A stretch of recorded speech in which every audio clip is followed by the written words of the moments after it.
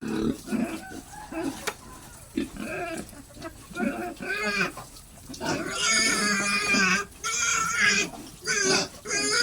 huwag magagawan. So, itong isa pa simple-simple lang. Yan, kasi busog na yan. Yan.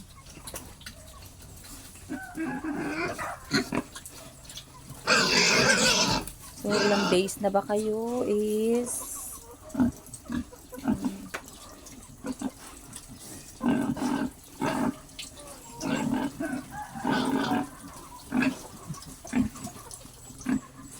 2 months in 2 weeks. So, 2 months in 2 weeks pa lang sila mga kababoy.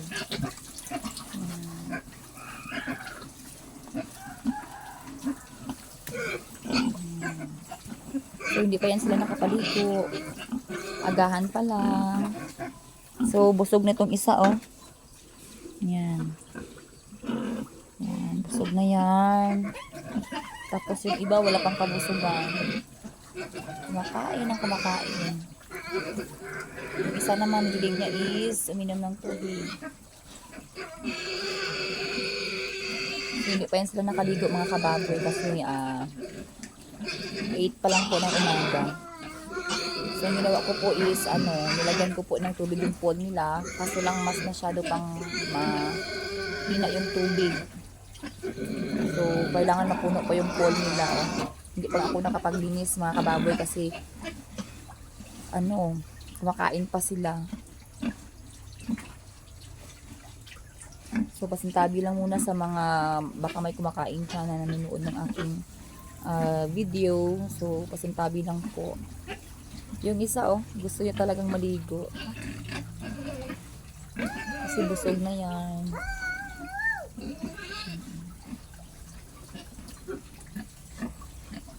So, shampoo silang magkakapatid. Then, yung dalawa dito is babae.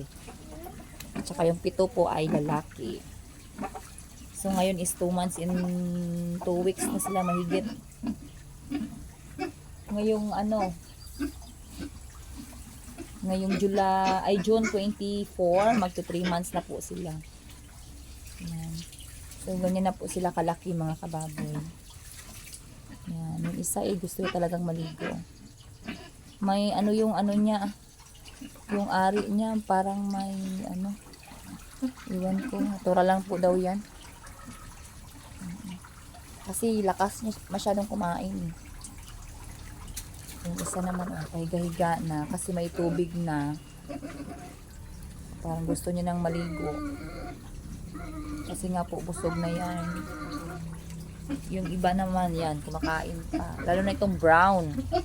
Ito, habang kumakain yan, talagang umuupo yan. Yung isa naman, kamera lang.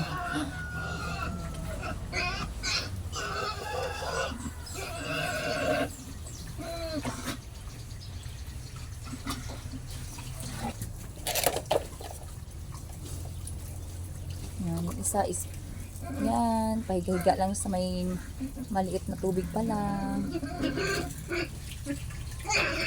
Kasi masyado pang mahina yung tubig. Yan. Kasi may mga time po na mahina yung tubig dito sa amin. Yan, yun, ganun lang kakonti yung ng tubig. Ayan, nag-aagawan sila. May feeder kami mga kababoy para mas andi yung pagkain nila.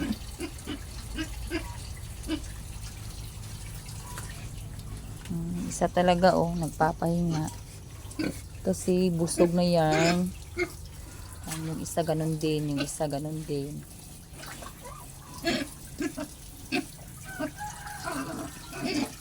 So yung iba talaga is matakot na masyado.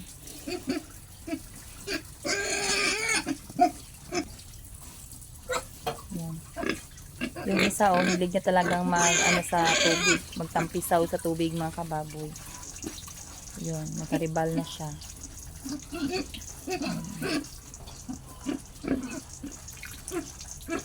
Maya maliligo na yan sila sa pool nila kasi tingnan nyo yung mga katawan nila. Yun naman walang humpay sa pagkain.